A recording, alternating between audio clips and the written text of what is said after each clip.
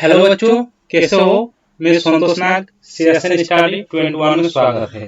तो आज हम लोग एक्सरसाइज 1.3 के क्लास 10 के पढ़ेंगे। तो चलिए क्वेश्चन देखते हैं। इसमें क्वेश्चन दिया हुआ कि सिद्ध कीजिए कि √5 एक अपरिमेय संख्या है। मतलब √5 को अपरिमेय संख्या सिद्ध करना है। तो परिमेय संख्या किसको बोला जाता है और अपरिमेय संख्या किसको बोला जाता है, इसे हम लोग फर्स्ट क्लास में देख चुके हैं। तो नए देखे होंगे तो जाकर प्लेलिस्ट में जाकर देख लीजिएगा। तो √5 को अपरिमेय संख्या सिद्ध करेंगे। तो मान लेते हैं कि √5 पहले मान लेते हैं कि परिमेय संख्या है। इसको पहले मान लेते हैं कि √5 परिमेय संख्या है। माना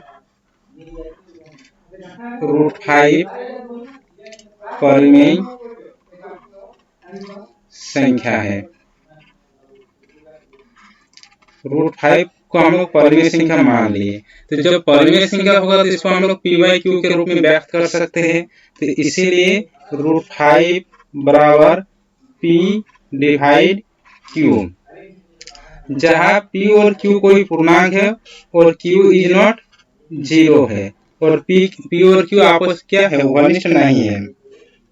और p तथा p तथा q में कोई उभयनिष्ठ गुणनखंड नहीं है। कोई उभयनिष्ठ गुणनखंड नहीं है। कुछ भी इसके अंदर उभयनिष्ठ गुणनखंड नहीं है। तो √5 बराबर p/q होगा। तो हम लोग दोनों तरफ इसको वर्ग कर देते हैं। दोनों तरफ वर्ग करने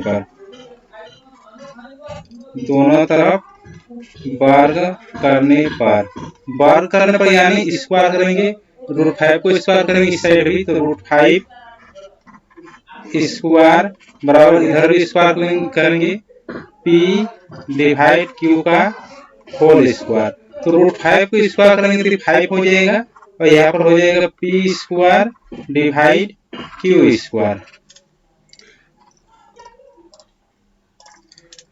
तो बराबर q² हम यहाँ पर लाते हैं कि q² को इधर तो ला सकते हैं बराबर p²/5।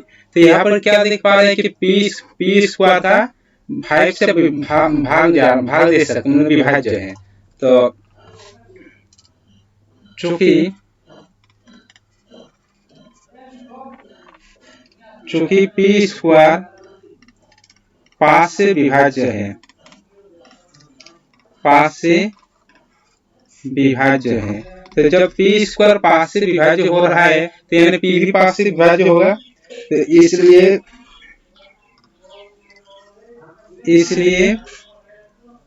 p भी 5 से विभाज्य होगा। p भी 5 से विभाज्य है, 5 से विभाज्य है, 5 से विभाज्य होगा ये भी। तो अब इसको हम आगे बढ़ाते हैं। नहीं, इसको हम समीकरण 1 मान लेते हैं। समीकरण 1 मान लिए। अब यहाँ पर मान लेते हैं कि माना p बराबर 5k है। माना p बराबर 5k, इसको मान लिया हम लोग। तो p की जगह पर समीकरण 1 में p का मान रखेंगे। तो समीकरण 1 में p का मान रखने पर,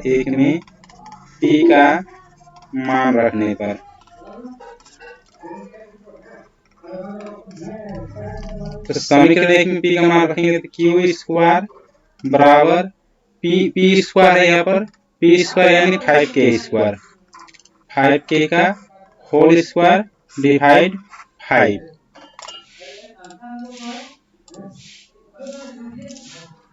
तो बराबर q² 5k² यानी 25k² डिवाइड 5। 5 से काट देगा 5 बार में, 5 बजे 25 होता है। तो q² बराबर 5k² आ रहा है। q² बराबर 5k²। तो जब q² बराबर 5k² आ रहा है यानी q² 5 का गुणन है। तो इसलिए q² 5 का गुणन है।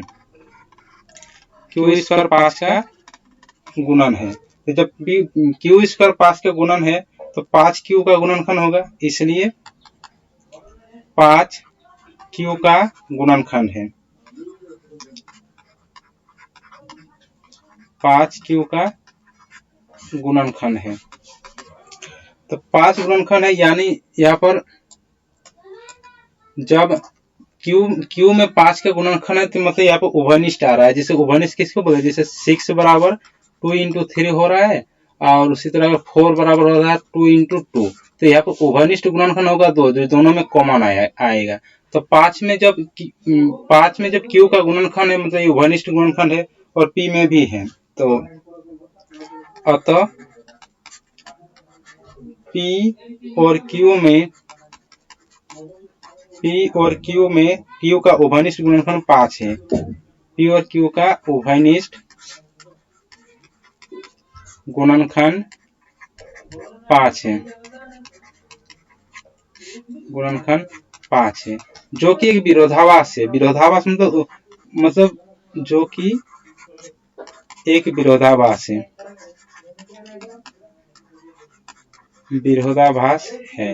विरोधाभास मतलब उल्टा। जैसे यहाँ पर हम लोग क्या देखें कि यहाँ पर उभयनिष्ठ गुणनखंड नहीं है, माने क्या कि P और Q का कोई भी उभयनिष्ठ गुणनखंड नहीं है, लेकिन यहाँ पर हम लोग का उभयनिष्ठ गुणनखंड आ गया कि P और Q का उभयनिष्ठ गुणनखंड 5 है, जो कि एक विरोधाभास है, मतलब जो होना नहीं चाहिए था लेकिन वो हो गया, तो विरोधाभास है। तो इसलिए हम लोग माने ही थे गलत, क्योंकि √5 को परिमेय संख्या माने थे, इसलिए हमारी मानना गलत है, इसलिए हमारी मानना गलत है। तो जो गलत माने तो मतलब इसलिए √5 एक अपरिमेय संख्या है, अपरिमेय संख्या है। प्रूफ। तो फर्स्ट क्वेश्चन हम लोगों का हो गया। अब नेक्स्ट क्वेश्चन जाते हैं।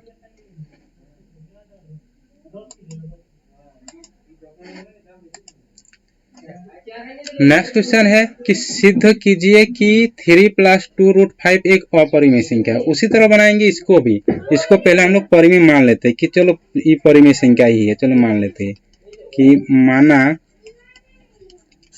3 + 2 √5 एक परिमेय संख्या है, एक परिमेय संख्या है।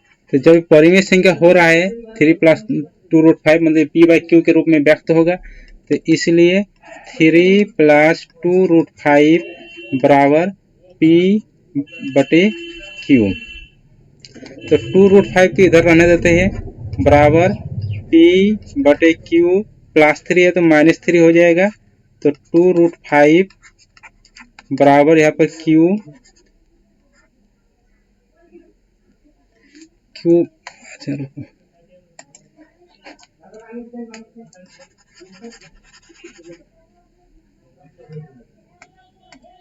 यहाँ पर 2 √5 यहाँ पर P/Q +3 है तो इधर -3 हो जाएगा। तो अब 2 को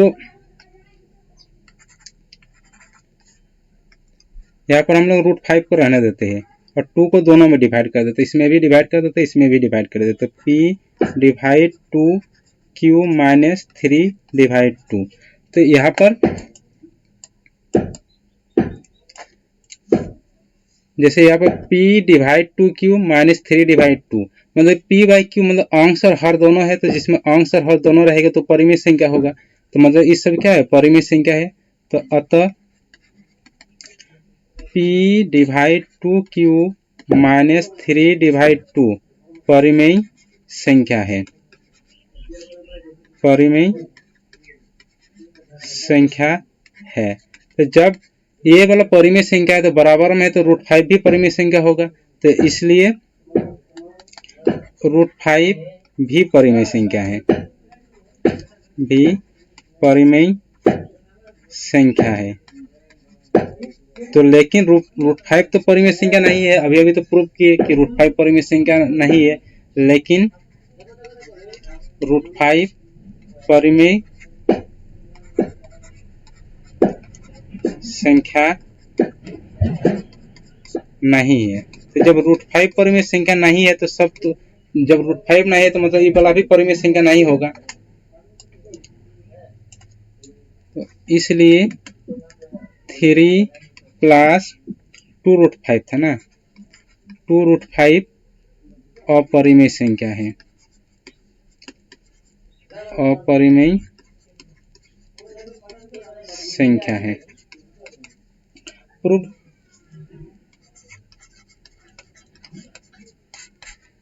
अब नेक्स्ट क्वेश्चन,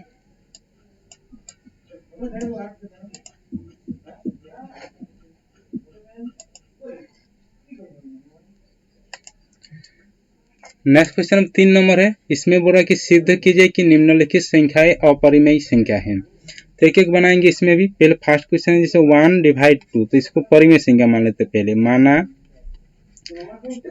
1/√2 परिमेय संख्या है,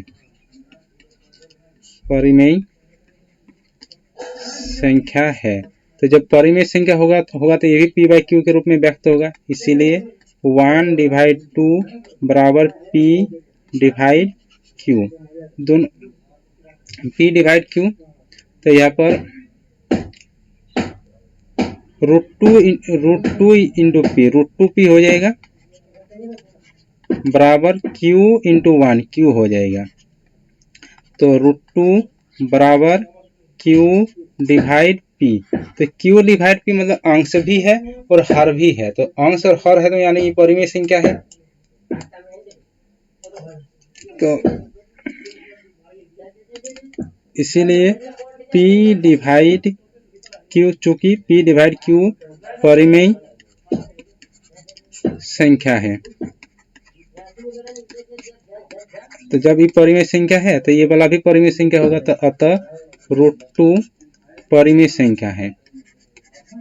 तो लेकिन √2 परिमेय संख्या है। तो √2 तो परिमेय संख्या नहीं है, लेकिन √2 जब रूट में जिसका हम लोग स्क्वायर रूट नहीं कर सकते उसको तो अपरिमेय संख्या बोलेंगे। लेकिन √2 परिमेय संख्या नहीं है, परिमेय संख्या नहीं है। तो जब √2 परिमेय संख्या नहीं है तो 1/√2 भी परिमेय संख्या नहीं होगा। तो अतः 1/√2 अपरिमेय संख्या है, अपरिमेय संख्या है। प्रूव्ड। अब नेक्स्ट क्वेश्चन, जैसे नेक्स्ट क्वेश्चन है 7√5 और 3 नंबर क्वेश्चन है 6 + √2। ये सब खुद से बन जाएगा, बना लीजिएगा। तो आज एक्सरसाइज 1.3 खत्म हो गया। 3 नंबर तक क्वेश्चन था। इससे आगे हम लोग नेक्स्ट चैप्टर पढ़ेंगे। तब तक देखते रहिए CSN स्टडी 21।